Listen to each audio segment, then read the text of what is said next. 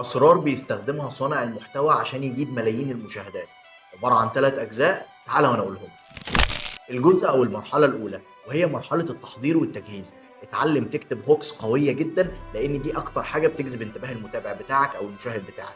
لو عاوز تتعلم تكتب هوكس قوية تقدر تشوف الفيديو اللي نزلناه لك قبل كده، علمناك 10 طرق تكتب بيهم هوكات قوية بتوصيات كمان من الانستجرام. رقم 2، اتعلم إن أول 10 ثواني في الفيديو بتاعك هم أهم 10 ثواني، لازم فيهم تثير فضول المشاهد وتخليه يكمل الفيديو بتاعك للآخر.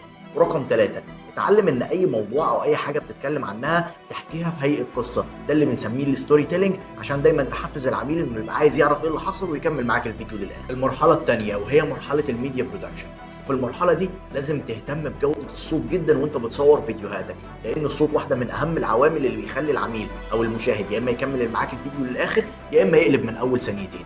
رقم 2، جودة الصورة، ما بطلبش منك صورة 4K، ولكن على الأقل لازم تكون جودة صورتك كويسة جدا ومريحة للعين عشان المشاهد وهو بيتفرج عليها. ورقم 3 ودي واحدة من أهم الحاجات اللي لازم تركز فيها، المونتاج. جودة المونتاج بتفرق جدا في إن عميلك يكمل الفيديو وما يحسش إن هو زهق، فدايما حط له ترانزاكشنز وانسرتس عشان العميل يبقى دايما كده حابب إن هو يتفرج على الفيديو بتاعك ما يزهقش من الأول ويسيبك ويمشي. وفي النهاية اهتم باللوكيشن اللي انت بتصور فيه، طبعا ما بطلبش منك لوكيشن خرافي، بس على الاقل يكون حواليك لوكيشن شكله لطيف وبيوحي بالحاجه اللي انت بتقدمها او بتعبر عنها او بتتكلم فيها.